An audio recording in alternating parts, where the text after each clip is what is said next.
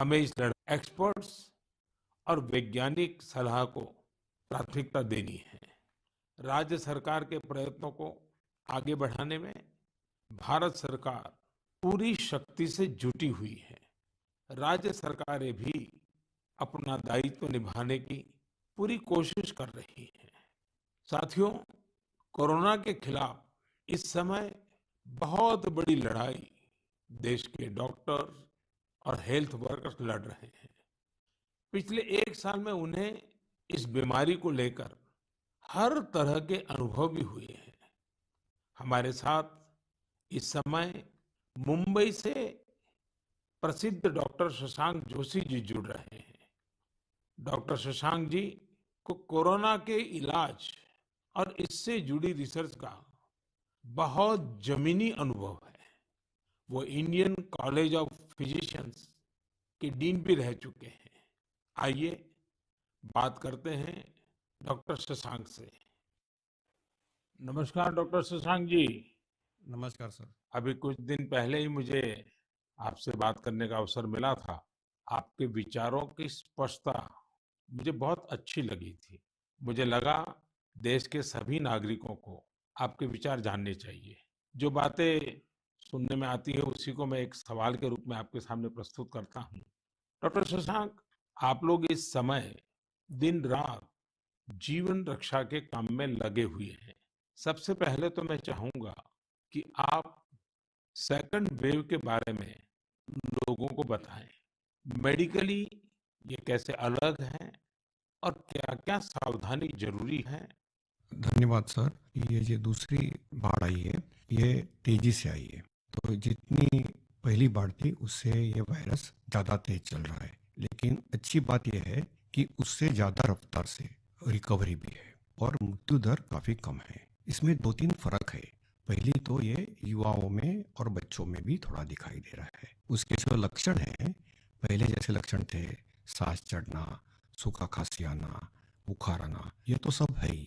और उसके साथ थोड़ा गंध जाना, स्वाद चला जाना, ये भी है। और लोग बड़े भयभीत हुए। भयभीत होने की बिल्कुल जरूरत नहीं है। 80-90% लोगों में इसमें कोई भी लक्षण नहीं दिखाई देते हैं। ये म्यूटेशन म्यूटेशन जो बोलते हैं, घबराने की बात नहीं है। ये म्यूटेशन होते रहते हैं। जैसे हम कपड़े बदलते हैं वैसे वायरस भी अपना रंग बदल रहा है, और इसलिए बिल्कुल डरने की बात नहीं है। और ये वेव को हम पाल कर देंगे। वेव आती जाती है और ये वायरस आते जाते रहता है। तो यही अलग अलग लक्षण हैं और मेडिकली हमको सतर्क रहना चाहिए। एक 14 से 21 दिन का ये कोविड का टाइम टेबल है। इसमें वैद्यकीय सलाह लेना चाहिए। डॉक्टर शशांक, मेरे लिए भी आपने जो एनालिसिस बताया बड़ा इंटरेस्टिंग है। मुझे कई चिट्ठियां मिली हैं जिसमें ट्रीटमेंट के बारे में भी लोगों की बहुत सी आशंकाएं हैं। कुछ दवाओं की मांग बहुत ज्यादा है। इसलिए मैं चाहता हूं कि कोविड के ट्रीटमेंट के बारे में भी आप लोगों को जरूर बताएं। हाँ सर, क्लिनिकल ट्रीटमेंट लोग बहुत देरी से चालू करते हैं और अपने आप बीमारी से दब जाएंगी ये भरोसे पे रहते हैं और मोबाइल पे आने वाली बातों पे भरोसा रखते हैं। और अगर सरकारी दी हुई सूचना का पालन करे तो ये कठिनाई का सामना नहीं आता है। तो कोविड में जो ट्रीटमेंट क्लिनिकल प्रोटोकॉल है उसमें 3 प्रकार की तीव्रता है: हल्का या माइल्ड कोविड, मध्यम या मॉडरेट कोविड और तीव्र कोविड जो सीवियर कोविड बोलते हैं, इसके लिए है। तो जो हल्का कोविड है उसके लिए तो हम ऑक्सीजन का मॉनिटरिंग करते हैं, पल्स का मॉनिटरिंग करते हैं, बुखार का मॉनिटरिंग करते हैं। बुखार बढ़ जाता है तो कभी कभी पैरासीटामोल जैसी दवाई का इस्तेमाल करते हैं और अपने डॉक्टर से संपर्क करना चाहिए। जो मॉडरेट कोविड होता है, मध्यम कोविड होता है या तीव्र कोविड होता है तो वैद्य की अपने डॉक्टर के साथ संपर्क करना बहुत जरूरी है। सही और सस्ती दवाइयाँ अवेलेबल है जिसमें स्टीरॉयड जो है ये जान बचा सकती है। जो इनहेलर्स दे सकते हैं हम, टैबलेट दे सकते हैं हम, और उसके साथ ही प्राणवायु जो ऑक्सीजन है वो देना पड़ता है। और इसके लिए छोटे छोटे इलाज है। लेकिन अक्सर क्या हो रहा है कि एक नई एक्सपेरिमेंटल दवाई है जिसका नाम है रेमडेसिविर। ये दवाई से एक चीज जरूर होती है कि अस्पताल में 2-3 दिन कम रहना पड़ता है और क्लिनिकल रिकवरी में थोड़ी सी उसकी एड होती है। ये भी दवाई कम काम करती है जब पहले 9-10 दिन में दी जाती है और ये 5 ही दिन लेनी पड़ती है। तो ये लोग जो दौड़ रहे हैं रेमडेसिविर के पीछे, ये बिल्कुल दौड़ना नहीं चाहिए। ये दवाई की थोड़ा काम है। जिनको ऑक्सीजन लगता है, प्राणवायु ऑक्सीजन लगता है, जो अस्पताल में भर्ती होते हैं और डॉक्टर जब बताते तभी लेना चाहिए। तो ये बहुत ज़रूरी है सब लोगों को समझना। हम प्राणायाम करेंगे, हमारे शरीर के जो लंग्स है उसको थोड़ा एक्सपांड करेंगे, और जो हमारी खून पतली करने वाली जो इंजेक्शन आती है जिसको हम हिपैरिन बोलते हैं, ये छोटी छोटी दवाइयाँ देंगे तो 98% लोग सर ठीक हो जाते हैं। तो पॉजिटिव रहना बहुत ज़रूरी है। ट्रीटमेंट प्रोटोकॉल वैद्य के सलाह से लेना बहुत ज़रूरी है। और ये जो महंगी महंगी दवाई है उसके पीछे दौड़ने की कोई ज़रूरत नहीं है सर। अपने पास अच्छे इलाज चालू है, प्राणवायु ऑक्सीजन है, वेंटिलेटर की भी सुविधा है, सब कुछ है सर।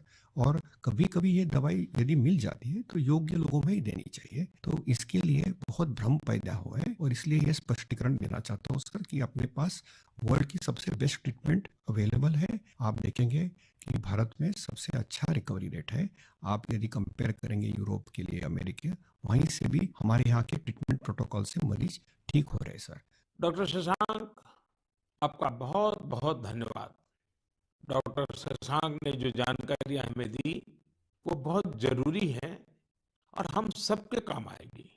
साथियों, मैं आप सबसे आग्रह करता हूं, आपको अगर कोई भी जानकारी चाहिए हो, कोई और आशंका हो, तो सही सोर्स से ही जानकारी लें। आपकी जो फैमिली डॉक्टर हो, आसपास के जो डॉक्टर्स हो, आप उनसे फोन से संपर्क करके सलाह लीजिए। मैं देख रहा हूं कि हमारे बहुत से डॉक्टर खुद भी ये जिम्मेदारी उठा रहे हैं। कई डॉक्टर्स सोशल मीडिया के जरिए लोगों को जानकारी दे रहे हैं, फोन पर, व्हाट्सएप पर भी काउंसलिंग कर रहे हैं। कई हॉस्पिटल की वेबसाइटें हैं जहां जानकारियां भी उपलब्ध हैं और वहां आप डॉक्टर से परामर्श भी ले सकते हैं। ये बहुत सराहनीय है। मेरे साथ श्रीनगर से डॉक्टर नावीद नजीर शाह जुड़ रहे हैं।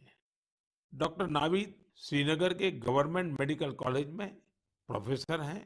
नावीद जी अपनी देखरेख में अनेकों कोरोना पेशेंट्स को ठीक कर चुके हैं और रमजान के इस पवित्र माह में डॉक्टर नावीद अपना कार्य भी निभा रहे हैं और उन्होंने हमसे बातचीत के लिए समय भी निकाला है। आइए उन्हीं से बात करते हैं। नावीद जी, नमस्कार। नमस्कार सर। डॉक्टर नावीद, मन की बात के हमारे श्रोताओं ने इस मुश्किल समय में पैनिक मैनेजमेंट का सवाल उठाया है। आप अपने अनुभव से उन्हें क्या जवाब देंगे? देखिए, जब कोरोना शुरू हुआ तो कश्मीर में जो सबसे पहला हॉस्पिटल डेजिग्नेट हुआ एज कोविड हॉस्पिटल वो हमारा सीडी हॉस्पिटल था, जो मेडिकल कॉलेज के अंडर में आता है। तो उस टाइम एक खौफ का माहौल था, लोगों में तो था ही। वो समझते थे शायद कोविड का इन्फेक्शन किसी को हो जाता है तो एक डेथ सेंटेंस माना जाएगा ये। और ऐसे ही जो हमारे अस्पतालों में डॉक्टर साहिबान या पैरामेडिकल स्टाफ काम करते थे, उनमें भी एक खौफ का माहौल था कि हम इन पेशेंट्स को कैसे फेस करेंगे, हमें इन्फेक्शन होने का खतरा तो नहीं है। लेकिन जो ही टाइम गुजरा, हमने भी देखा कि अगर पूरी तरीके से हम जो प्रोटेक्टिव गियर पहने और एहतियाती तदाबीर जो है उन पे अमल करें तो हम भी सेफ रह सकते हैं और हमारा जो बाकी स्टाफ है वो भी सेफ रह सकता है। और आगे आगे जब भी हम देखते गए तो ये मरीज, जो कुछ लोग बीमार थे, कुछ एसिम्प्टोमेटिक थे, यानी कि उनमें कोई बीमारी के कोई लक्षण नहीं थे, हमने देखा कि करीब करीब 90-95% से ज्यादा जो मरीज है वो खुद विदाउट इन मेडिकेशन भी ठीक हो जाते हैं। तो वक्त जैसे गुजरता गया तो लोगों में जो कोरोना का एक डर था वो बहुत कम हो गया। आज की बात जो हम ये सेकंड वेव जो इस टाइम हमारी आई है इस कोरोना में, इस टाइम भी हमें पैनिक होने की जरूरत नहीं है। इस मौके पे भी हम अगर जो प्रोटेक्टिव मेजर्स हैं, जो एसओपीज है, अगर उन पे हम अमल करेंगे, जैसे मास्क पहनना, हैंड सैनिटाइजर का यूज करना, इसके अलावा फिजिकल डिस्टेंस मेंटेन करना या सोशल गैदरिंग्स हम अवॉइड करें, तो हम अपना रोजमर्रा का काम भी बखूबी निभा सकते हैं और इस बीमारी से प्रोटेक्शन भी पा सकते हैं। डॉक्टर नावीद, वैक्सीन को लेकर भी लोगों के कई सारे सवाल हैं, जैसे कि वैक्सीन से कितनी सुरक्षा मिलेगी, वैक्सीन के बाद कितना आश्वस्त रह सकते हैं। आप कुछ बात इसमें बताएं तो श्रोताओं को बहुत लाभ होगा।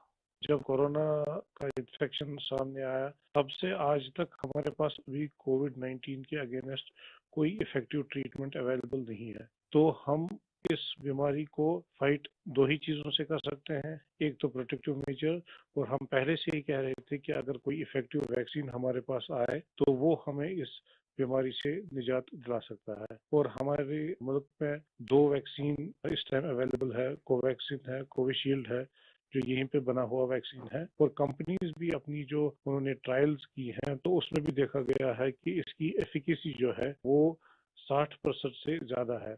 अगर हम जम्मू कश्मीर की बात करें, हमारी यूटी में अभी तक 15 से 16 लाख तक लोगों ने अभी ये वैक्सीन लगाया है। हाँ, सोशल मीडिया में काफी इसके जो मिसकंसेप्शन या मिथ्स इसमें आए थे कि ये साइड इफेक्ट्स हैं। अभी तक हमारे जो भी यहाँ पे वैक्सीन लगे हैं कोई साइड इफेक्ट उनमें नहीं पाया गया है। सिर्फ जो आम हर किसी वैक्सीन के साथ एसोसिएटेड होता है, किसी को बुखार आना, पूरे बदन में दर्द, या लोकल साइट जहाँ पे इंजेक्शन लगता है वहाँ पे पेन होना, ऐसे ही साइड इफेक्ट्स हमने हर मरीज में देखे हैं। तो कोई ग्रॉस हमने कोई एडवर्स इफेक्ट नहीं देखा है। हाँ, और दूसरी बात, लोगों में ये भी आशंका थी कि कुछ लोग आफ्टर वैक्सीनेशन यानी वैक्सीन टीकाकरण के बाद पॉजिटिव हो गए।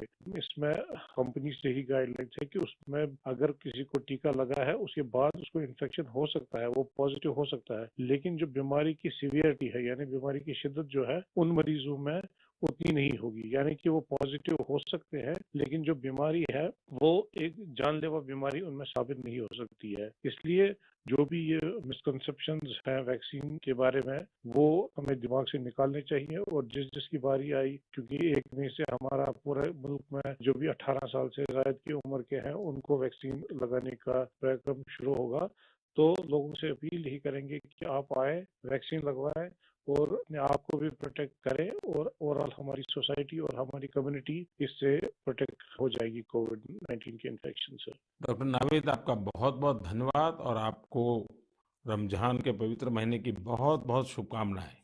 बहुत बहुत शुक्रिया। साथियों, कोरोना की इस संकट काल में वैक्सीन की अहमियत सभी को पता चल रही है। इसलिए मेरा आग्रह है कि वैक्सीन को लेकर किसी भी अफवाह में न आए। आप सभी को मालूम भी होगा कि भारत सरकार की तरफ से सभी राज्य सरकारों को फ्री वैक्सीन भेजी गई है, जिसका लाभ 45 साल की उम्र के ऊपर के लोग ले सकते हैं। अब तो 1 मई से देश में 18 साल के ऊपर के हर व्यक्ति के लिए वैक्सीन उपलब्ध होने वाली है। अब देश का कॉरपोरेट सेक्टर, कंपनियां भी अपने कर्मचारियों को वैक्सीन लगाने के अभियान में भागीदारी निभा पाएगी। मुझे ये भी कहना है कि भारत सरकार की तरफ से मुफ्त वैक्सीन का जो कार्यक्रम अभी चल रहा है वो आगे भी चलता रहेगा। मेरा राज्यों से भी आग्रह है कि वो भारत सरकार के इस मुफ्त वैक्सीन अभियान का लाभ अपने राज्य के ज्यादा से ज्यादा लोगों तक पहुंचाएं। साथियों, हम सब जानते हैं कि बीमारी में हमारे लिए अपनी अपने परिवार की देखभाल करना मानसिक तौर पर कितना मुश्किल होता है। लेकिन हमारे अस्पतालों के नर्सिंग स्टाफ को तो यही काम लगातार कितने ही मरीजों के लिए एक साथ करना होता है। ये सेवा भाव हमारे समाज की बहुत बड़ी ताकत है। नर्सिंग स्टाफ द्वारा की जा रही सेवा और परिश्रम के बारे में सबसे अच्छे से तो कोई नर्स ही बता सकती है। इसलिए मैंने रायपुर के doctor B.R. Ambedkar medical college hospital में अपनी सेवाएं दे रही सिस्टर भावना ध्रुव जी को मन की बात में आमंत्रित किया है। वो अनेकों कोरोना मरीजों की देखभाल कर रही है। आइए उन्हीं से बात करते हैं। नमस्कार भावना जी। आदरणीय प्रधानमंत्री जी, नमस्कार। भावना जी, यस सर। मन की बात सुनने वालों को आप जरूर ये बताइए कि आपके परिवार में इतनी सारी जिम्मेवारियां, इतने सारे मल्टीटास्क, और उसके बाद भी आप कोरोना के मरीजों के साथ काम कर यस रही सर। हैं। कोरोना के मरीजों के साथ आपका जो अनुभव रहा वो जरूर देशवासी सुनना चाहेंगे, क्योंकि सिस्टर जो होती हैं, नर्सेज जो होते हैं, वो यस सर। पेशेंट के सबसे निकट होती है और सबसे लंबे समय तक होती है। Yes sir. तो वो हर चीज को बड़ी बारीकी से समझ सकती है। जी बताइए। जी सर, मेरा टोटल एक्सपीरियंस कोविड में सर 2 मंथ का है सर। हम 14 डेज ड्यूटी करते हैं और 14 डेज के बाद हमें रेस्ट दिया जाता है। फिर 2 महीने बाद हमारी ये कोविड ड्यूटी रिपीट होता है सर। जब सबसे पहले मेरी कोविड ड्यूटी लगी तो सबसे पहले मैं अपने फैमिली मेंबर्स को ये कोविड ड्यूटी की बात शेयर करी। ये मई की बात है और मैं ये जैसे ही मैंने शेयर किया, सबके सब डर गए, घबरा गए मुझसे। कहने लगे कि बेटा ठीक से काम करना। एक इमोशनल सिचुएशन था सर बीच में, जब मेरी बेटी मुझसे पूछी, मम्मा आप कोविड ड्यूटी जा रहे हो? तो उस समय बहुत ही ज़्यादा मेरे लिए इमोशनल मोमेंट था। लेकिन जब मैं कोविड पेशेंट के पास गई तो मैं एक जिम्मेदारी घर में छोड़ के गई और जब मैं कोविड पेशेंट से मिली सर तो वो उनसे और ज़्यादा घबराए हुए थे। कोविड के नाम से सारे पेशेंट इतना डरे हुए थे सर कि उनको समझ में ही नहीं आ रहा था कि उनके साथ क्या हो रहा है, हम आगे क्या करेंगे। हम उनके डर को दूर करने के लिए उनसे बहुत अच्छे से हेल्दी एनवायरनमेंट दिए सर उन्हें। हमें जब ये कोविड ड्यूटी करने को कहा गया तो सर सबसे पहले हमको पीपी किट पहनने के लिए कहा गया सर, जो कि बहुत ही कठिन है। पीपी किट को पहन करके ड्यूटी करना सर ये बहुत टफ था हमारे लिए। मैंने 2 मंथ की ड्यूटी में हर जगह 14-14 दिन ड्यूटी किए, वार्ड में, आईसीयू में, आइसोलेशन में सर। यानी कुल अलग मिलाकर तो आप 1 साल से इसी काम को कर रही है। Yes sir. वहाँ जाने से पहले मुझे नहीं पता था कि मेरे कलीग्स कौन है। हम एक टीम मेंबर की तरह काम किए सर, उनका जो भी प्रॉब्लम थे उनको शेयर किए। हम जाने पेशेंट के बारे में और उनका स्टिग्मा दूर किया सर। कई लोग ऐसे थे सर कि जो कोविड के नाम से ही डरते थे। वो सारे सिम्टम्स उनमें आते थे जब हम हिस्ट्री लेते थे उनसे, लेकिन वो डर के कारण वो अपना टेस्ट नहीं करवा पाते थे। तो हम उनको समझाते थे और सर जब सिवियरिटी बढ़ जाती थी तब उनका लंग्स ऑलरेडी इन्फेक्टेड हो चुका रहता था, तब उनको आईसीयू की ज़रूरत रहती थी, तब वो आते थे और साथ में उनकी पूरी फैमिली आती थी। तो ऐसा 1-2 केस हमने देखा सर। और ऐसा भी नहीं कि हर एक एज ग्रुप के साथ काम किया सर हमने, जिसमें छोटे बच्चे थे, महिला, पुरुष, बुजुर्ग, सारे तरह के पेशेंट थे सर। उन सबसे हमने बात करी तो सबने कहा कि हम डर की वजह से नहीं आ पाए। सबका यही हमें आंसर मिला सर। तो हम उनको समझाएं सर कि डर कुछ नहीं होता है, आप हमारा साथ दीजिए, हम आपका साथ देंगे। बस आप जो भी प्रोटोकॉल्स है उसे फॉलो कीजिए। बस हम इतना उनसे कर पाए सर। भावना जी, मुझे बहुत अच्छा लगा आपसे बात कर करके। आपने काफी अच्छी जानकारियां दी हैं, अपने स्वयं के अनुभव से दी हैं। जी तो सर। जरूर देशवासियों को इससे एक पॉजिटिविटी का मैसेज जाएगा। आपका बहुत बहुत धन्यवाद Bhavna ji. Thank you so much sir, thank you so much. Jai Hind sir. जय हिंद। भावना जी और नर्सिंग स्टाफ के आप जैसे हजारों लाखों भाई बहन बखूबी अपना कर्तव्य निभा रहे हैं। ये हम सभी के लिए बहुत बड़ी प्रेरणा है। आप अपने स्वास्थ्य पर भी खूब ध्यान दीजिए, अपने परिवार का भी ध्यान रखिए। साथियों, हमारे साथ इस समय बेंगलुरु से सिस्टर सुरेखा जी भी जुड़ी हुई है। सुरेखा जी केसी जनरल हॉस्पिटल में सीनियर नर्सिंग ऑफिसर है। आइए उनके अनुभव भी जानते हैं। नमस्ते Surekha ji. I'm really proud and honored, sir, to speak to Prime Minister of our country.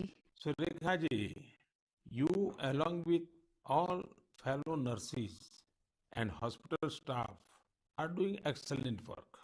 India is thankful to you all. What is your message for the citizens in this fight against COVID-19? Yes, sir. Being a responsible citizens, I would really like to tell something like, please be humble to your neighbors. And early testing and proper tracking help us to reduce the mortality rate. And moreover, please, if you find any symptoms, isolate yourself and consult nearby doctors and get treated as early as possible.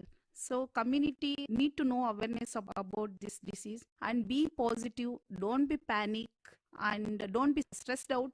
it worsened the condition of the patient. We are thankful to our government, proud to have a vaccine also. I'm already vaccinated. With my own experience, I wanted to tell the citizens of India, no vaccines provides 100% protections immediately. It takes time to build a immunity. Please don't be scared to get vaccinated. Please vaccinate yourself. There is a minimal side effects, and I want to deliver the message like stay at home, stay healthy, avoid contact with the people who are sick, and avoid touching the nose, eyes and mouth unnecessarily. Please practice physical distancing, wear mask properly, wash your hands regularly, and home remedies you can practice in the house. Please drink Ayurvedic kada, take steam inhalation and mouth gargling every day, and breathing exercise so you can do it. And one more thing, last and not least, please have a sympathy towards frontline workers and professionals. We need your support and cooperation. We will fight together. We will get through with the pandemic. This is what my message to the people, sir. Thank you Surekha ji. Thank you, sir. Surekha ji, वाकई आप बहुत कठिन समय में मोर्चा संभाले हुए हैं। आप अपना ध्यान रखिए। आपके परिवार को भी मेरी बहुत बहुत शुभकामनाएं हैं। मैं देश के लोगों से भी आग्रह करूंगा कि जैसा भावना जी, सुरेखा जी ने अपने अनुभव से बताया है, कोरोना से लड़ने के लिए पॉजिटिव स्पिरिट बहुत ज्यादा जरूरी है और देशवासियों को इसे बनाए रखना है। साथियों, डॉक्टर्स और नर्सिंग स्टाफ के साथ साथ इस समय लैब टेक्नीशियंस और एम्बुलेंस ड्राइवर्स जैसे फ्रंटलाइन वर्कर्स भी भगवान की तरह ही काम कर रहे हैं। जब कोई एम्बुलेंस किसी मरीज तक पहुंचती है तो उन्हें एम्बुलेंस ड्राइवर देवदूत जैसा ही लगता है। इन सब की सेवाओं के बारे में, इनके अनुभव के बारे में देश को जरूर जानना चाहिए। मेरे साथ अभी ऐसे ही एक सज्जन है, श्रीमान प्रेम वर्मा जी, जो कि एक एम्बुलेंस ड्राइवर है। जैसा कि इनके नाम से ही पता चलता है, प्रेम वर्मा जी अपने काम को, अपने कर्तव्य को पूरे प्रेम और लगन से करते हैं। आइए उनसे बात करते हैं। नमस्ते प्रेम जी। नमस्ते सर जी। भाई प्रेम, हाँ जी सर। आप अपने कार्य के बारे में हाँ जी। जरा विस्तार से बताइए। आपका जो अनुभव है वो भी बताइए। मैं गेट्स एम्बुलेंस में ड्राइवर की पोस्ट पे हूँ। हाँ। और जैसे ही कंट्रोल हमें एक टैब पे कॉल देता है, 102 से जो कॉल आती है, हम मूव करते हैं पेशेंट के पास। हम पेशेंट को जाते हैं उनके पास। तो 2 साल से हम कंटिन्यू कर रहे हैं काम। अपना किट पहन के, ग्लव्स मास्क पहन के पेशेंट को जहाँ वो ड्रॉप करने के लिए कहते हैं, जो भी हॉस्पिटल में, हम जल्दी से जल्दी उनको ड्रॉप करते हैं। आपको तो वैक्सीन की दोनों डोज लग गई होगी। बिल्कुल सर। तो दूसरे लोगों को वैक्सीन लगवाएं, इसके लिए आपका क्या संदेश है? सर बिल्कुल सभी को ये डोज लगवानी चाहिए और अच्छी ही है फैमिली के लिए भी। अब मुझे मेरी मम्मी कहती है ये नौकरी छोड़ दो। मैंने बोला मम्मी अगर मैं भी नौकरी छोड़ के बैठ जाऊंगा तो सब और पेशेंट को कैसे कौन छोड़ने जाएगा, क्योंकि सब इस कोरोना काल में सब भाग रहे हैं, सब नौकरी छोड़ के जा रहे हैं। मम्मी भी मुझे बोलती है कि बेटा ये नौकरी छोड़ दे। मैंने बोला नहीं मम्मी, मैं नौकरी नहीं छोड़ूंगा। प्रेम जी, माँ को दुखी मत करना, नहीं माँ सर। को समझाना। हाँ जी। लेकिन ये जो आपने माँ वाली बात बताई ना, हाँ जी। ये बहुत ही छूने वाली है। आपकी माता जी को भी हाँ जी। मेरा प्रणाम कहिएगा। बिल्कुल। हाँ। हाँ जी। और प्रेम जी, मैं आपके माध्यम से हाँ जी। ये एम्बुलेंस चलाने वाले हमारे ड्राइवर भी हाँ जी। कितना बड़ा रिस्क लेकर के काम कर रहे हैं हाँ जी। और हर एक की माँ क्या सोचती है, बिल्कुल सर। ये बात जब श्रोताओं तक पहुंचेगी, हाँ जी। मैं जरूर मानता हूँ कि उनको भी दिल को छू जाएगी। हाँ जी। प्रेम जी, बहुत बहुत धन्यवाद। आप एक प्रकार से प्रेम की गंगा बहा रहे हैं। धन्यवाद सर जी। धन्यवाद भैया। धन्यवाद। साथियों, प्रेम वर्मा जी और इन जैसे हजारों लोग आज अपना जीवन दांव पर लगाकर लोगों की सेवा कर रहे हैं। कोरोना के खिलाफ इस लड़ाई में जितने भी जीवन बच रहे हैं, उसमें एम्बुलेंस ड्राइवर्स का भी बहुत बड़ा योगदान है। प्रेम जी, आपको और देश भर में आपके सभी साथियों को मैं बहुत बहुत साधुवाद देता हूं। आप समय पर पहुंचते रहिए, जीवन बचाते रहिए। मेरे प्यारे देशवासियों, ये सही है कि कोरोना से बहुत लोग संक्रमित हो रहे हैं, लेकिन कोरोना से ठीक होने वाले लोगों की संख्या भी उतनी ही ज्यादा है। गुरुग्राम की प्रीति चतुर्वेदी जी ने भी हाल ही में कोरोना को हराया है। प्रीति जी मन की बात में हमारे साथ जुड़ रही हैं। उनके अनुभव हम सबके काफी काम आएंगे। प्रीति जी नमस्ते। नमस्ते सर, कैसे हैं आप? मैं ठीक हूँ जी। सबसे पहले तो मैं आपकी कोविड-19 से जी, सफलतापूर्वक लड़ने के लिए जी, सराहना करूंगा। थैंक यू सो मच मेरी सर। कामना है आपका स्वास्थ्य और तेजी से बेहतर हो।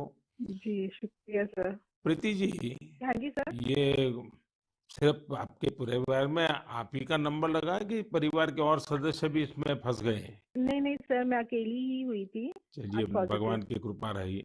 अच्छा, जी, मैं चाहूंगा हाँ जी कि सर। आप अपने इस पीड़ा के अवस्था के कुछ अनुभव अगर साझा करें, तो जी सर। शायद जो श्रोता है हाँ उनको भी जी। ऐसे समय कैसे अपने आप को संभालना चाहिए, इसका मार्गदर्शन मिलेगा। जी सर, ज़रूर। सर इनिशियली इस स्टेज में मेरे को बहुत ज़्यादा लेथार्जिक मतलब बहुत सुस्ती-सुस्ती आया और उसके बाद ना मेरे गले में थोड़ी-सी खराश होने लगी। तो उसके बाद ना मेरा थोड़ा-सा मेरे को लगा कि ये सिम्पटम्स है, तो मैंने टेस्ट कराने के लिए टेस्ट कराया। दूसरे दिन रिपोर्ट आते ही जैसे ही मेरे को पॉजिटिव हुआ, मैं अपने आप को क्वारंटीन कर लिया। एक रूम में आइसोलेट करके अब डॉक्टर्स के साथ कंसल्ट करा मैंने उनसे, उनकी मेडिकेशन स्टार्ट कर दी। तो आपका परिवार बच गए आपके क्विक जी एक्शन सर। के कारण। जी सर, वो बाकी सबका भी बाद में कराया था, बाकी सब नेगेटिव थे, मैं ही पॉजिटिव थी। और उससे पहले मैंने अपने आप को आइसोलेट कर लिया था एक रूम के अंदर। अपनी ज़रूरत का सारा सामान रख के उसको मैं अपने आप अंदर कमरे में बंद हो गई थी। और उसके साथ-साथ मैंने फिर डॉक्टर के साथ मेडिकेशन स्टार्ट कर दी। सर मैंने मेडिकेशन के साथ-साथ ना मैंने योगा, आयुर्वेदिक और साथ में मैंने ना काढ़ा भी लेना शुरू कर दिया था अपनी इम्यूनिटी बूस्ट करने के लिए।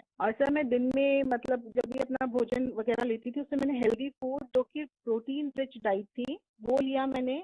मैंने बहुत सारा फ्लूइड लिया, मैंने स्टीम लिया, गार्गल किया और हॉट वाटर लिया। मैंने दिन भर मैं इन सब चीज़ों को ही अपने उस जीवन में लेती आई डेली। और सर इन दिनों में ना सबसे बड़ी बात मैं बोलना चाहूँगी कि घबराना तो बिल्कुल नहीं है, बहुत मेंटली स्ट्रांग करना है, जिसके लिए मेरे को ना योगा ने बहुत ज़्यादा ब्रीदिंग एक्सरसाइज करती थी ना, उससे मुझे अच्छा लगता था उसको करने से मुझे।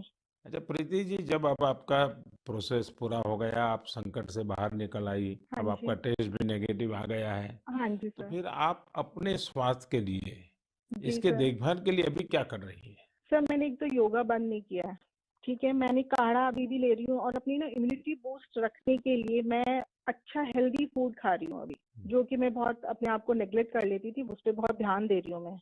धन्यवाद Preeti ji. Thank you so much sir. आपने जो जानकारी दी, मुझे लगता है ये बहुत सारे लोगों के काम आएगी। आप स्वस्थ रहें, आपके परिवार के लोग स्वस्थ रहें, मेरी आपको बहुत बहुत शुभकामनाएं। मेरे प्यारे देशवासियों, जैसे आज हमारे मेडिकल फील्ड के लोग, फ्रंटलाइन वर्कर्स, दिन रात सेवा कार्यों में लगे हैं, वैसे ही समाज के अन्य लोग भी इस समय पीछे नहीं है। देश एक बार फिर एकजुट होकर कोरोना के खिलाफ लड़ाई लड़ रहा है। इन दिनों में देख रहा हूं, कोई क्वारंटाइन में रह रहे परिवारों के लिए दवा पहुंचा रहा है, कोई सब्जियां, दूध, फल आदि पहुंचा रहा है, कोई एम्बुलेंस की मुफ्त सेवाएं मरीजों को दे रहा है। देश के अलग अलग कोने में इस चुनौतीपूर्ण समय में भी स्वयंसेवी संगठन आगे आकर दूसरों की मदद के लिए जो भी कर सकते हैं वो करने का प्रयास कर रहे हैं।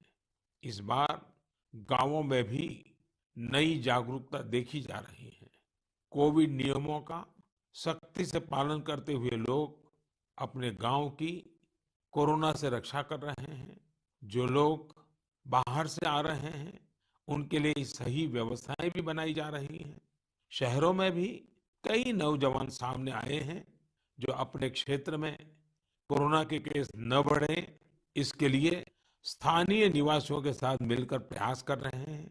यानी एक तरफ देश दिन रात अस्पतालों, वेंटिलेटर्स और दवाइयों के लिए काम कर रहा है, तो दूसरी ओर देशवासी भी जी जान से कोरोना की चुनौती का मुकाबला कर रहे हैं। ये भावना हमें कितनी ताकत देती है, कितना विश्वास देती है। ये जो भी प्रयास हो रहे हैं, समाज की बहुत बड़ी सेवा है। ये समाज की शक्ति बढ़ाते हैं। मेरे प्यारे देशवासियों, आज मन की बात की पूरी चर्चा को हमने कोरोना महामारी पर ही रखा, क्योंकि आज हमारी सबसे बड़ी प्राथमिकता है इस बीमारी को हराना। आज भगवान महावीर जयंती भी है। इस अवसर पर मैं सभी देशवासियों को शुभकामनाएं देता हूँ। भगवान महावीर के संदेश हमें तप और आत्म संयम की प्रेरणा देते हैं। अभी रमजान का पवित्र महीना भी चल रहा है। आगे बुद्ध पूर्णिमा भी है। गुरु तेग बहादुर जी का 400वां प्रकाश पर्व भी है। एक महत्वपूर्ण दिन पोचिशे बोईशाख टैगोर जयंती का है। ये सभी हमें प्रेरणा देते हैं अपने कर्तव्य को निभाने की। एक नागरिक के तौर पर हम अपने जीवन में जितनी कुशलता से अपने कर्तव्यों को निभाएंगे, संकट से मुक्त होकर भविष्य के रास्ते पर उतनी ही तेजी से आगे बढ़ेंगे। इसी कामना के साथ मैं आप सभी से एक बार फिर आग्रह करता हूं कि वैक्सीन हम सबको लगवाना है और पूरी सावधानी भी रखनी है। दवाई भी, कड़ाई भी, इस मंत्र को कभी भी नहीं भूलना है। हम जल्द ही साथ मिलकर इस आपदा से बाहर आएंगे। इसी विश्वास के साथ आप सभी का बहुत बहुत धन्यवाद। नमस्कार।